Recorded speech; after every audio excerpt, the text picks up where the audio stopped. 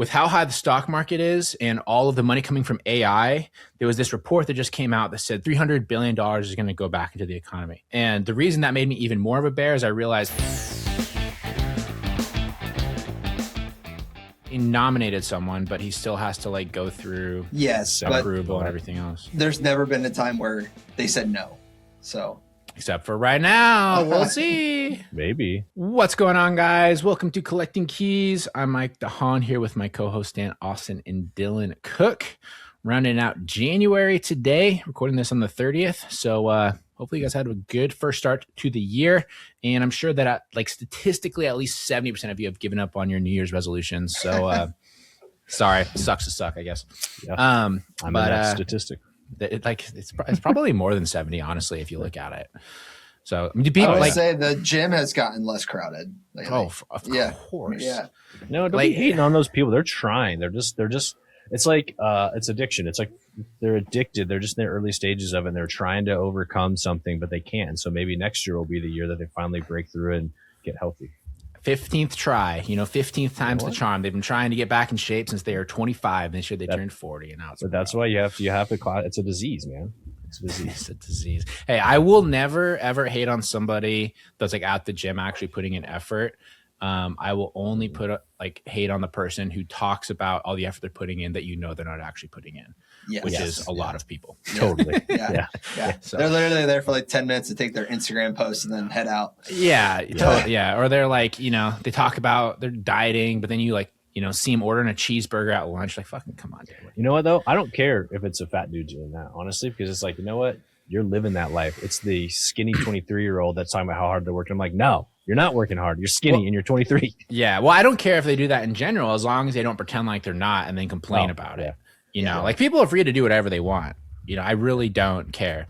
And it's funny. I was, we'll start with this. I just spent the past week at a GoBundance event in Breckenridge, Colorado. And it's always really interesting when you're in this dynamic. So if you're not familiar with GoBundance, it's like a men's group that has entrepreneurs, real estate people. We talk about it here a lot. Go look it up. It's just a fake, stupid, made up word. Just abundance with a G-O in the front. I'm removing the A. But when you go to stuff like that, there's always such a wide range of personalities that are there. People that are, very sort of like type A, people that are very type B, people that are very religious, people that are not, people that are very successful and like have kind of made it. People are trying to figure it out. And then like along the health spectrum or something else too. It's always so interesting to watch the social pressures unfold with people around like the meal sessions that they do. And you're like watching people at like what they get on their plate, or they grab dessert, all these sort of things, and how like kind of conscientious everyone else is of what the other people are doing. And it's a really interesting, just like social observation, because some people really care like a lot, and they'll have to like make comments about like why they're not getting dessert, or like why they, got more vegetables or different things, when really nobody gives a shit. Right. Yeah. But there's like this weird like shame thing when you're in that group of people that they're all just like a day before. Well, it's because if you're in GoBundance, you're supposed to have the identity of health being a pillar. Yeah. And so when you're there surrounded by the same people, you can't just be like, I'm getting, the worst food that could have possibly imagined. Like it just doesn't feel genuine. And I went there and I ate dessert all 3 days, and it was delicious. Yeah, and I always eat those little hotel desserts. They're great. Dude, you get like 3 different kinds. It's like my style, like little tapas. Alcohol is another big thing there. People will be like, I've been sober for 15 years. And I'm like, bro, I just saw you like throw back 3 tequilas, like whatever's last night. I know. You always, and the thing is too, depending on who you're with, sometimes the best socializing that happens is at the bar. Like you get into the most like in-depth conversations with people. It's a social lubricant, so people get a little bit more open with stuff. 100%. That's why I never do the events. They're like, are you going to do breath work at 5 a.m.? I'm like, no, I'm going to be like trying to sleep this off. Yeah.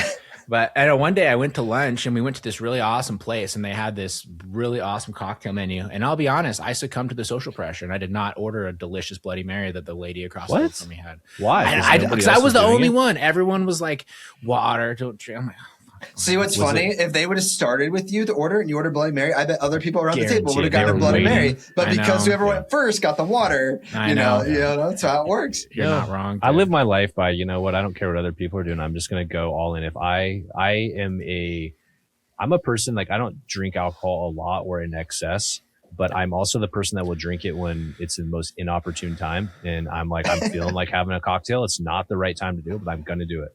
Yeah. Well, I will say for me, as intrinsically an introverted person, if I do have to be socialized for the extension, like an extended period for the day, it does make it more enjoyable and easier. And I find that I do have better conversations because I'm just a little bit more loosened up. Yeah.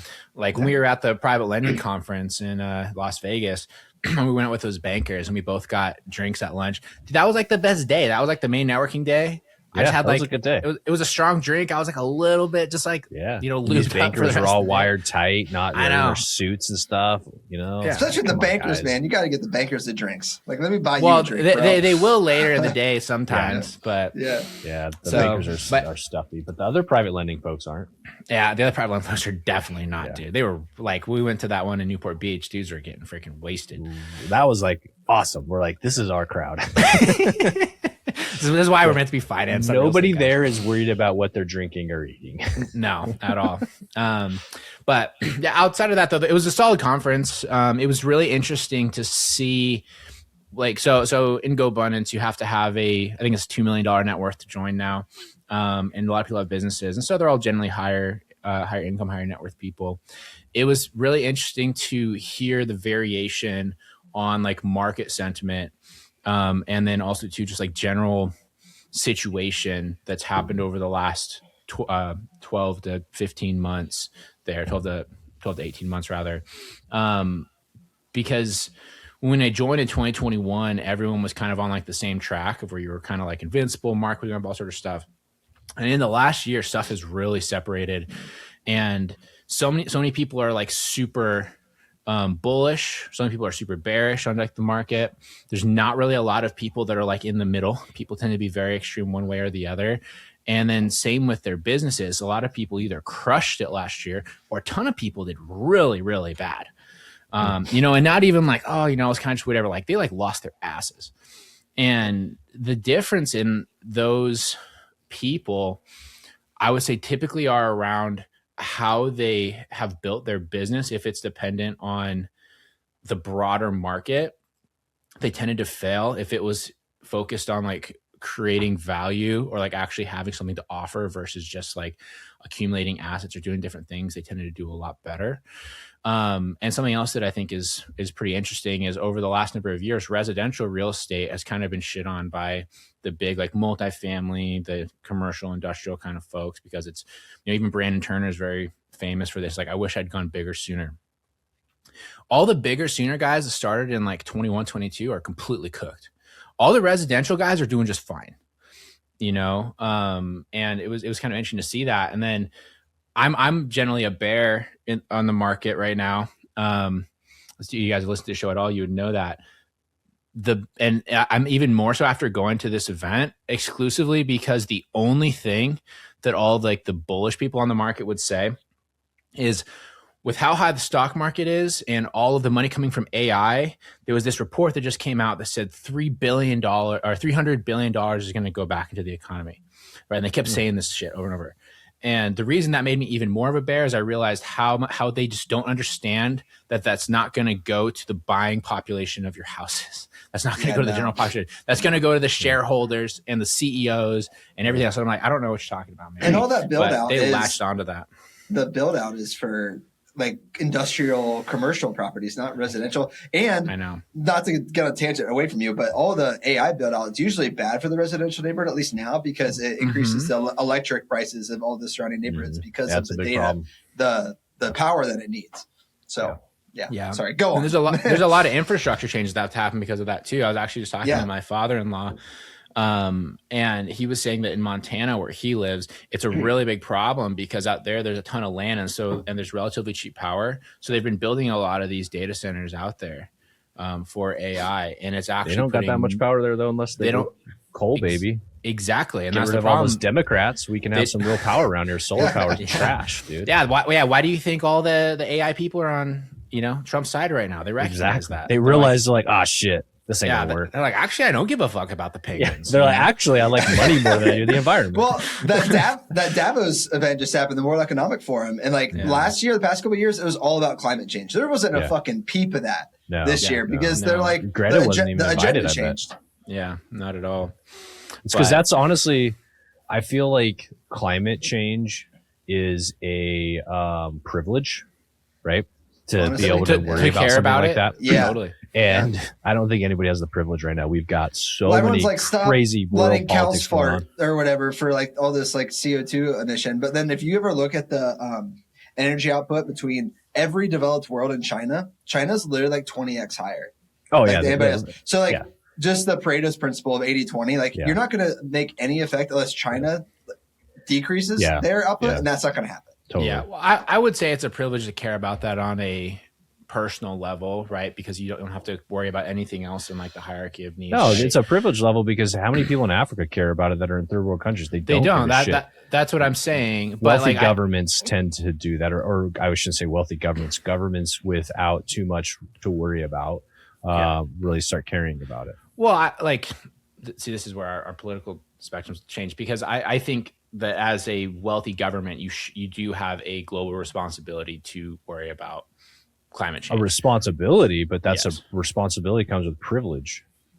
Responsibility comes with choice, right? Like the U.S. government could choose to care more about it. They just do not because they care more about. That's not. I don't think that's completely true. I just think that right now is not the time to be worried about that. Like there's so many other things that are number one. That's why Davos is like all these world leaders are actually we should probably be worried about people bombing our countries from the and the broader crazy scheme, economy going on.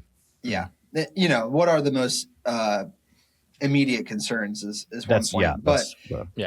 There's, I don't want to get too off track because I know Mike had another point to this, but like I follow this guy pretty closely. His name's Luke Groman, and he had his report last Friday that was really good. But it basically is just like, if all this AI CapEx spending is true, and like it goes on this trend, the United States doesn't have near the infrastructure that it requires from a grid standpoint, electricity standpoint, nat gas. The regulations are too hard to get to it in the any regulations, reasonable amount of but time. also just like rare earths, like all this stuff that the materials that you need are produced by somebody else. Yeah, China has like whatever amount of known reserves. But and then the other point to this though is like, okay, let's say we identified the problem. We don't have the skilled labor that we used to have, and the timeline to do all this build out, like when they did the original infrastructure, takes decades. So like, what do you can't say you can fix this problem in 1 to 2 years. You just can't. Well, this is the challenge I think with modern society is regardless of where you are on the totem pole, whether you're a homeless person or you're the president of the United States or a world leader, our brains have all been rewired with how fast the current information feedback loop is, right? And the problem is not only is it very, very quick, but it's now so spread out. And so like that person that's at the bottom of the totem pole is so far away from the president. And like, even though it technically should be closer because stuff goes so fast, but like there's so many ways for things to get skewed along the way. And so it makes it so that people like they always expect things to be able to happen faster or be more immediate or like affect less people or go exactly their way or their views are more universally shared than they actually are because that's kind of what the internet has done. Michael Durant was one of the keynote speakers at this event. And if you guys don't know who he is, he was one of the helicopter pilots that was shot down in Somalia during Black Hawk Down. And so if you guys have seen the movie, he's actually the guy captured. He's the guy that gets kidnapped and captured. It's kind of like the basis for that whole thing, right? So he's like a U.S. hero, like very, very well-spoken person, and he had a very fascinating talk. But the whole premise of his talk, how it relates to business, is he talked about basically the feedback loop and why Somalia happened was such a disaster was because you had the people that were on the ground, the tip of the spear, that were relaying information. And by the time it got passed from person to person to the top of the pyramid, right, it was good news. And so the whole point of the talk when it relates to business is the person who's at the top should be talking down to the tip of the spear on a regular basis to get the actual news of what's going on. Because as an organization gets larger, everyone wants to be doing good at their job. And the best way to be good at your job is to tell the next person up that things are going well. And so the game of telephone basically just gets like overly optimistic. Especially when there's a lot of bureaucracy, like in the government. Especially there's a lot of bureaucracy. And the problem is now that's happened even more significantly because of the rate that things go through, and there's less time for real information to get passed, right? And so, I don't know what like the so when it goes to like the climate change or different things, you're right, is they've had to pass all these things as if it's something that's going to happen in like the next year, like the change they're going to try to make, when realistically it's going to take 10, 20, 30, 50 years to do a lot. Well, the argument with that is like, should we care about that or should we care about today, right? Is the AI frontier more important today than the environment in 50 years? Well, the flip side of that is we should have been worrying about this, raw material, raw earth stuff, this infrastructure thing decades ago. Like we haven't actually meaningfully built out any infrastructure in decades. So like this is on a 4-year schedule, right? A Republican and Democratic problem that no one has had the foresight to make this a priority in decades. And this is why China, even though we won't admit it yet, is now the world's #1 superpower, right? Is because they did do that. And so they got into Africa, they got into the Middle East, they got into South America, and they started doing these things to control the rare minerals, and what they don't have yet though is oil. Like US, we're capitalizing that market. Yeah, we have oil, but we don't have like one belt, one road for China. Like to Mike's point, like we actually rely on China for a lot of the stuff to even build out an oil infrastructure. So it's kind of a catch-22. Yeah. I mean, and they have a foothold in a lot of that because they started doing that a long time ago. So when I went to South Africa, it's like Southern Africa in 2022, we went to Namibia, which was a country that became independent in the 90s, right? So like super recent, and they had nothing. Now it was like generally a very modern country by all intents and purposes, especially for Africa. And one of the reasons that happened is when they broke off from South Africa, China came and said like, hey, we will give you a modern infrastructure. Like in the next couple of years, we'll build you roads, we'll build you sewer systems, we'll do electricity, we'll do everything. All you have to do is just give us all of your rare minerals forever. And Namibia, who at that point was a bunch of people like living in huts, was like, done, let's do it. Right? Good. And so, they basically just handed all that over. And so now it has like the super awesome thing. And the funny thing with China, because they're bastards, the way that they solved another problem for them is like, yeah, we'll give you all this work, all these workers to do all this stuff. But how we're going to do is we're going to take all of our prisoners that we don't want, and we're just going to ship them to live there now. Nice. So they got rid of all their undesirable individuals and sent them to Africa. Can't blame them. But they did that all over the world, and so now they have the advantage there. But anyways. The U.S. has been doing that too. We just build military bases. Yeah. We're more on the defense, I guess. Well, totally. Well, military bases and but that gives like a defense strategy, right? It's not like the we're the like police force and the defenders. The free world kind of concept is what it's been for decades, and now you gotta see what makes sense going forward. Yeah. Well, I know you won't relate to this comment, Dan. Dylan, have you ever played? You a gamer at all? Did you ever play like Civilization? Not Civilization, but I played a lot of like PlayStation and stuff when I was young. Yeah, so Civilization basically it's like a world leader game, and you can have like an economic victory, a military victory, a diplomatic victory. You can win the space race, whatever. And basically, the U.S. is always focused on more the military victory, where you have like the strongest army and the highest potential to basically strike or wreak havoc or whatever, or you get people that are in debt with you because they rely on your defense. China is definitely much pushed more towards that economic victory because of how they focus on production. Right, and being able to make everyone reliant on them because of the economic output. Which is so different because like the Gilded Age of America, the Industrial Revolution, is we were the net producers, and we've slowly become a more financialized economy. We're a net consumer, 100%. Where the net international investment position is like literally a negative like 30% on net from other countries. Yeah. So part of that reminds me of kind of like the production is it could be that could change potentially with robotics and AI coming out, and like whoever wins that kind of race, I guess is what they're calling it. But like whoever gets there.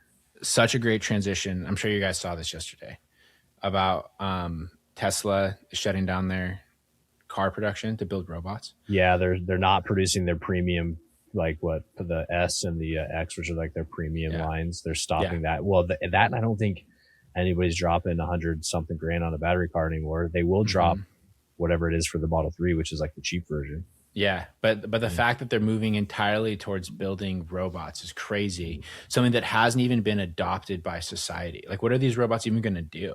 What do you think, dude? I guarantee they're going to do some badass shit. I robot. They're going to be. They're going to be out there. They're going to be out there cracking skulls in Minneapolis, dude. That's why when I talk to ChatGPT, I say thank you. Yeah, exactly. I think with anything Elon says, he's always kind of pushing it. Is like it's not gonna like come true when he says it is. Like he's like next end of like 2027, there'll be full production. Everybody will be able to buy one. Yeah, I mean he said probably full autonomous driving by like 2020, like back when. But his timeline's usually short, but he's usually right. It's usually short, but whatever. He's pushing the boundaries on that stuff. But like ramping down the car production, and so they're going to use those assembly lines for these robots, and they're already using them in their plants. So then they'll be able to use, produce more robots. My guess is it's the first wave is like industrial, which to your point, Dylan, or to oppose your point is like, there's no way for us to build this stuff out. Well, what if you have robots and AI doing things and building that skill set as opposed to training human beings? That could be like the next race is you got to get there so that you can build that stuff. I think it's a step up, Dan, but I guess my counter argument would be like, you don't even have the materials to make the robots, not at scale. Right. Yeah. Yeah. Not that you don't have the materials. You just have to go somewhere else to buy them. Right. Yeah. But I mean, we even with our military weapons, we rely on China for a lot of that stuff. So like we could just take, there's only so much tick for tat you could do when you rely on someone else for so much. Right. Yeah. Yeah. I mean, do they use those robots in their factories right now? Mm-hmm. I mean, they're not like, it's not like their full production line, but that's where they're using them. They're testing them. Laid off like 30,000 workers, and a lot of it is warehouse jobs because they have those like little robots. They're like little mini pallet jacks. That can go do all the storage around. Yeah, they've had those for a long time. Like so, like when I worked at Boeing, that's how a lot of parts were transported around. Is they had these little droids that would like either it was small parts or like even entire wings. They would autonomously move from station to station. And then basically what they would do is they would become like the work platform that the work was done on, which was actually pretty cool. That is cool. But I mean, like when it comes to like these robots, these are like humanoid robots. Like, are they like walking around like screwing in shit? Like, I don't know. I don't know what they're actually doing, but they can. I've seen the videos of them. Yeah, they're Boston Labs or something like that. Like they're the ones that Boston Dynamics. Yeah, Boston Dynamics. They're the ones that's like the premier one. But but that's like they've had like that weird dog that like they like kick over and it's like a deer slipping on ice. Nothing's ever come of it. I think so. I think the one thing that I remember from Elon saying about the approach he's taking or that Tesla's taking with the robots is that they are building it not to do superhuman things, but to do human things so it can fit in and use the same tooling that humans are using. So you don't have to so the robotics that have been in factories before have been tooled and built around like that robot, right? So everything has to get built around this special robot arm that moves. Well, their approach has been build this robot that fits into the existing environment and works with existing tools and existing factories. And so then of course with AI, they can now program that thing to probably, I'm guessing, learn at a high rate and a high pace. You don't have to manually program it. It can teach itself. Well, the whole point, I think, is just like with the early Tesla cars is the more that we put out, the more data that we'll get back, and the quicker it'll teach itself. So the first ones, they'll probably suck, but they get exponentially better just from being out and learning from its own mistakes.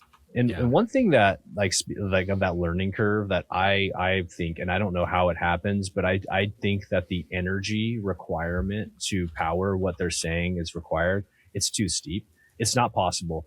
And what China's doing, which is like bringing on all these coal plants and gas fire plants and doing all that stuff, I don't think that's a good strategy for them either. Like I think what's going to happen is capitalism and people are going to be forced to figure out how to reduce the energy draw. And so then energy software, draw or energy breakthrough, like something like the fusion technology. I don't even think that's not even like, I mean, physics or physics, right? And I think that money is more powerful than physics in the sense of like what will drive the innovation. physics won't necessarily have to do it. I think that with a lot of things, we think, oh, this is how it has to be because this is all we see. We see these big power intensive chips and farms and plants. Well, what if you just needed less of those, or the software required? The software is so much more efficient that it didn't rely on the edges of the physics, right? So it pulled back the requirement of the physical world. So 2 things. I think you should look up modular nuclear reactors because I think those will be a big thing in the future. They're pretty green and they have pretty much infinite energy. It's just this more regulation problem. But it has nuclear in it, so people will never like it. It has a bad stigma. I think we'll get away from that. But second thing, not to go off topic, but Bitcoin mining is actually a good solving for a lot of these energy grid problems. But it's all about Bitcoin, Dylan. How is it a Are you saying solution? Because those are energy intensive, the mining operations. When Bitcoin usually uses the least like stranded energy a lot. Think of like solar or wind or hydraulic at like dams or whatever. It can go out in the middle of nowhere and use energy that normally wouldn't have been used for anything. And the more that you can set these up all over the nation, it's a load response. So right now there's a lot of Bitcoin mining in Texas. Yep. And they use a lot of that. But a lot of the times when like we just had this cold that came in, they actually shut down the Bitcoin mining, can give that energy back to the ERCOT or the grid at a cheaper price than it normally would have been. You want to know a big reason why that is because Texas is unregulated. So Texas was one of the few states that's unregulated. So they allow for it. That's innovation, right? Allowing for people to do that. Where other states are so highly regulated, it's hard to. They're trying to do that stuff, but it's hard to get through the regulators who don't really know shit.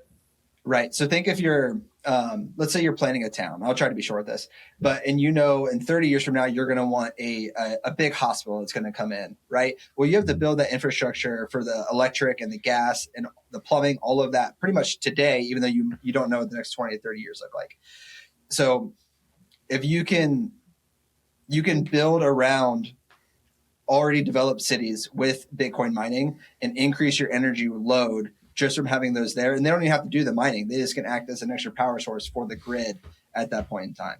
So it's more of a stabilization because effect. The Bitcoin mining operation is bringing its own generation with it. Yes. Oh, okay. Yeah. So the tough thing about anything with like you're talking like microgrids and stuff is you still have to have grid connectivity for the resiliency. And all of that has to have a build out, but I guess there are probable solutions. It's thinking of it as a battery, right? That's where you think of it as. I think the challenge is, like you said, it's supposed to have build out, but we currently have a generation that's coming in with no skills, no blue collar, anything. We're getting rid of all the immigrants, and we just got a bunch of like TikTokers that are like, that is a problem. That's their fucking jam, dude. That is a problem. I just had a 20-year-old come in to the office. I'm in the new office today, first podcast from the new office. Yeah. And he was promising on Messenger because he was looking for a job. I don't say he was dumb. Like honestly, yeah, dude. I mean, dude, I get it, man. We've had like a lot of interviewees that are young people, or even like employees, and you're saying, I just don't understand. Here's what I don't get. Your situation. Here's what I don't get. I have college students as tenants in some of my houses, right? And they go to a private school. So the threshold to get in or the hurdle to get in, you got to have, not just money, but you got to be somewhat smart, right? You got to have a daddy that like it's not the community college. Let's just say that much at least. Yeah. It's not just going to college, right? They are not smart, and their communication, lack thereof. They all, every time I go to text them, they all have like silence notifications on. I'm like, what are you doing?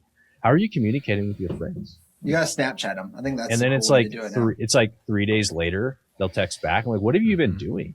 Yeah. I mean, obviously our sample size is really low, but like I've not been impressed by a younger person in a long time. Our individual sample sizes are really low. The general sentiment though is very much the same across a wide sample size of people that I've talked to. Heard from. I do remember coming into the workforce after leaving the military and hearing kind of the older folks talk about millennials, and they're like, they talk a lot of shit about millennials. They did.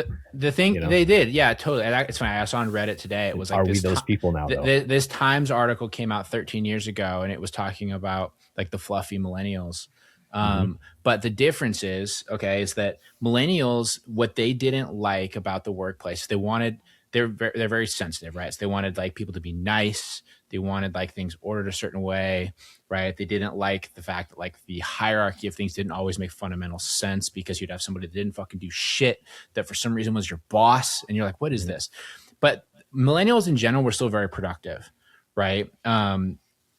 Now we don't even necessarily see that, because the current group of people coming in has been they've had so much brain rot for such a long time, from like a very young age, that they never even kind of like develop like a work ethic, right? They don't actually like have a desire to collaborate and like do things. Whereas like, at least when we were growing up, you know, you still had to like work to, you learned how to work with different people. You had to do group projects. Like we all had to go sit in the library and fucking write out our, you know, we didn't have chat GPT to like that. Answers to get stuff automatically without having to think about it. In high school, I remember having papers where we weren't allowed to use the internet. Like all of our sources had to be from books. So I'd be like in the library looking at books that was written in 1979 that for some reason was a more valid source than Wikipedia. Wikipedia was a big no-no. Like I know. It was like, you can't use Wikipedia. Don't quote that as a source. Just learning how to quote using like the APA and all the I forget like the citation stuff. But even like going through that, it gives you this ability to learn how to like produce something. And now that's very much lost unless you're one of those kids that actively sought that out, right? Because unless you were like a hobbyist producer, it's like a young kid, like you were into crafts, or like you fucking built shit, or you did whatever with your parents or whatever. They just aren't forced to do any of those things anymore. I'm very conscious with my kids. If I'm going to go do something, I try to be like, come with me and watch me do this, even though they maybe don't want to. But I'm like, hey, I'm going to change the tire on my truck. You're going to come watch me. But you know what? Like you say, even if they don't want to, especially your son with his age, I bet he's always down to do whatever. Right Cole's down to do whatever. I'm like, hey, you want to go for a ride? He's like, yeah, let's go. But I think that's the default state of young people. And the problem is when they get pushed into kind of like that brain rot sort of culture that goes away. You know, and it's not always like that. So at the GoBundance event, one of the speakers was a daughter of a member. She's 20. And she did a keynote talk on this company that she's built. It's called Thrivable. And it is like basically like a GoBundance for kids. Right. You know, and it's like $2,000 a year. She's up to like 60 members. She's like traveling. She's doing all this stuff. Dude, I'm not even kidding. It was probably the best talk of the entire event. Like the subject matter was, you know, on her stuff, which was fine, but the actual presentation was awesome.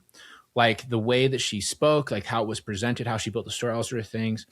And she's 20 years old. And I was like, this gives me a lot of hope that the young people aren't all lost, because she's like a rock star, but she was also such a rare case, it seems like, you know, and she's from a family that is high income, high net worth. And so she's had an extremely unfair advantage over the average person to get into that position. And I think that that's probably the biggest risk that we have right now is basically productivity has become, or like the ability to be productive has become like a privilege, right? Because it requires a family and parents that's able to sort of put you in that situation to not just put you through whatever public school. And that's where we're going to have a really big problem. We're talking about building out AI infrastructure and all sort of shit. Is I just don't know how we catch up with that. Mike, you want to go a fun stat, and then we'll move on to talking shit about people. Sure. The number one indicator of a kid's future earnings is what zip code they were born in. Oh yeah, I've heard that before. Yeah. Or their future success. I mean, it makes sense. Most of them are, I think 5 of the 8 are within a 50-mile radius of Washington, D.C. Yeah, that's crazy. I'm not surprised by that at all. That's like that's one of the highest income parts of the it's a per capita. I think Dan over there thinking it's like a per capita thing, but yes. No, I was just saying, you're saying the 5 zip codes. Yeah, so the most affluent per capita in the United States, 5 of them are within Washington, D.C. Oh. You'd think it'd be like L.A. County or not. It's not. It's outside of Washington, D.C. Yeah. So just how you define success, Dylan. I know. Totally. Which is also valid. And if you ask Gen Zs how they define success is making $560,000 a year. Yeah. That's what that stat said when they said like, what did they deem to be a good salary? And well, also, which to be fair, you know, a lot of them probably have like friends that figured out how to like make money on TikTok, right? And do that. And the problem is that they don't understand what that fully entails either, you know. The number one, actually a good indicator of the, you know, the good times, like the 2020, 2021 thing is, I'm pretty sure when I joined GoBundance, the member was like 200, maybe 300. I think it's like it got up to like 1,000 during those years because of all of the just the built-in equity that people got, you know. Yeah, now it's down to 700. Well, and that peak too, and you go from a GoBundance standpoint, was Brandon Turner's peak time too, and so a lot of he was a big advocate for GoBundance, and that was very specific to real estate guys, which happened to also be syndicators. Well, dude, he had to syndicate from each other. Yeah, dude, he had to start, you know, getting those referral commissions to pay for all of his deals that were collapsing. There's no way that he paid a GoBundance membership after his first year. God, no. Yeah. Dude, his stuff. I sat next to somebody that's very much inside that whole group. I'm not going to say his name because you guys would definitely know who he is. But he's, you know, he's been on the show. He's like very much involved in that whole thing. And I was like, so what's like the real deal with Brandon's stuff? And he was telling me kind of like how completely screwed all these deals are. He's had to sell off all his assets, all these kind of things to try and bail himself out. And now he is 100% just like obsessed with his better life thing. To the, and I guess a big part of that is because that still exists, huh? It still exists. And I guess someone has like convinced him that if he builds it to a certain level, he'll be able to sell it for like $100 million or something. Oh boy. And so he's like just fixated with this, but I guess it's gotten so out of hand that, you know how like for like a while there was kind of like his posse, like just like random people, like that tatty investor girl and like some of these random people that were like always for some reason, like doing shit together. All those people have like left his circle because of how kind of like toxic it was getting around trying to grow it. He was trying to like leverage all these other people's communities to just bring people into his better life thing. Because he like is, I don't think he's a bad person, but I think that what has happened is he has really paid a price for his first mover advantage with real estate and podcasts with bigger pockets, where it's given him kind of like false confidence on the ability to produce, right? And he has an audience, there's no doubt about it. I do think he's a smart dude.